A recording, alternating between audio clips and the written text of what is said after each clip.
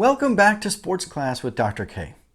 This Sunday is the long-awaited match play between Tiger Woods and Peyton Manning and Phil Mickelson and Tom Brady. This is going to fill our sports appetites. We've been craving live sporting programming. So we're going to spend this episode and talk about great moments in golf match play events. But first, let me give you the answer to the trivia question that I asked at the end of the last episode. So in the episode on great players who've never won a championship, I asked, name the only major league player to have 200 hits in 10 consecutive seasons. The answer, Ichiro Suzuki. And Ichiro, by the way, is also on that list of great players who never won a title.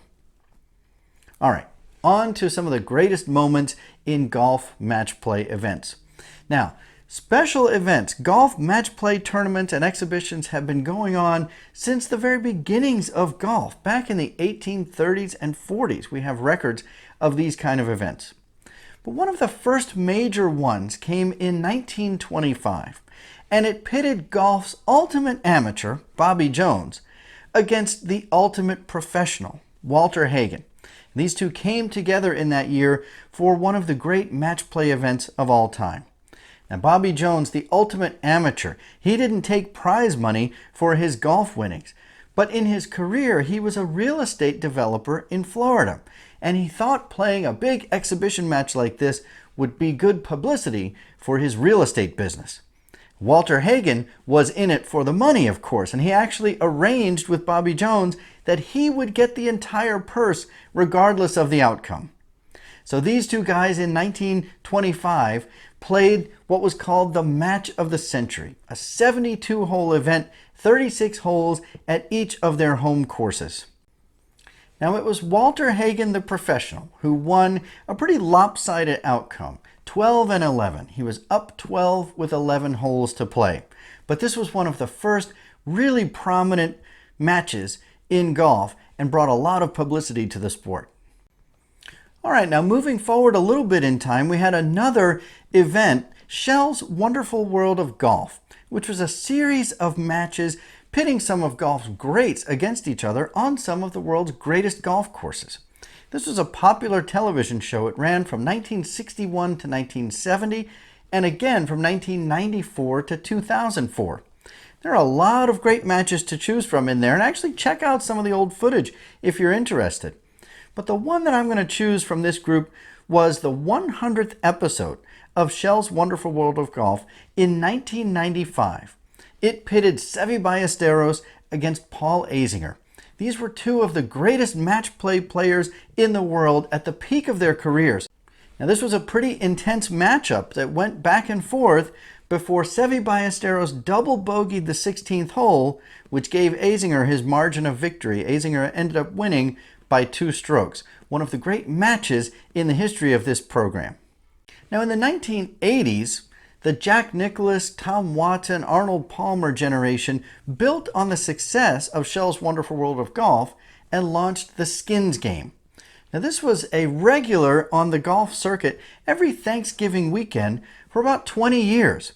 It typically brought together the 4 winners of golf's major events for that year, so it always featured a lot of the biggest stars in the game. Now, most of us remember the skins game because it was kind of loose and fun and players goofing around, but there was a lot of money on the line and there were some intense moments as well from the history of the skins game. In one event in 2002, Stevie Williams, Tiger Woods' caddy, actually threw a fan's camera into a lake by the side of the course.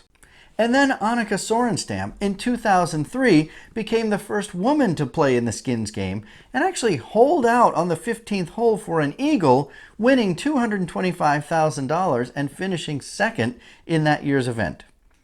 But the biggest moment in the history of the skins game came in 1987 when Lee Trevino hit a hole-in-one on the par 3 17th hole to secure for himself a victory in that event, winning all of the holes on the back 9 that day, winning $175,000 and beating Jack Nicklaus, Arnold Palmer, and Fuzzy Zoeller.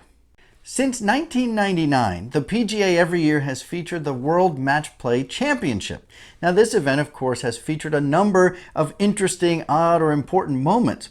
One of them was Sergio Garcia's bizarre good in 2014 when he gave Rickie Fowler a 17-foot putt because he felt bad for his slow play.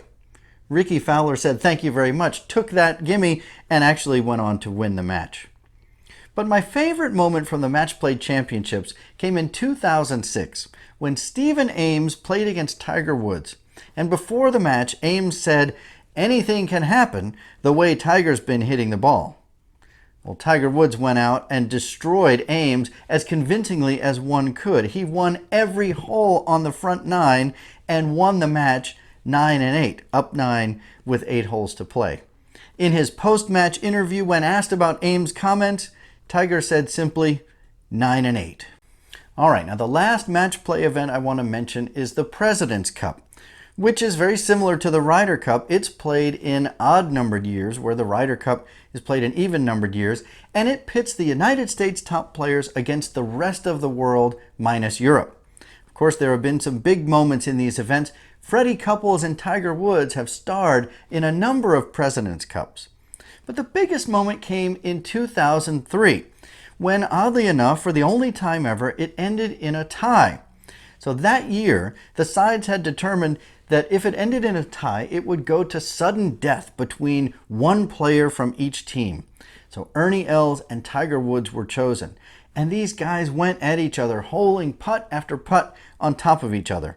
But after several holes of sudden death, and with the night descending and darkness falling on the course, the team captains Jack Nicklaus and Gary Player decided to just call it a tie rather than keep on going. It was a very controversial finish, but also very sporting between the two sides.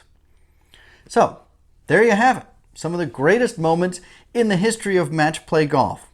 Now, before we wrap it up for today, let me ask a trivia question, which I'll answer at the beginning of the next episode. The question is, name the only woman in the history of the PGA to make the cut in a men's event. I'll give you the answer next time. Thank you for watching. Like, comment, and subscribe. We'll see you next time.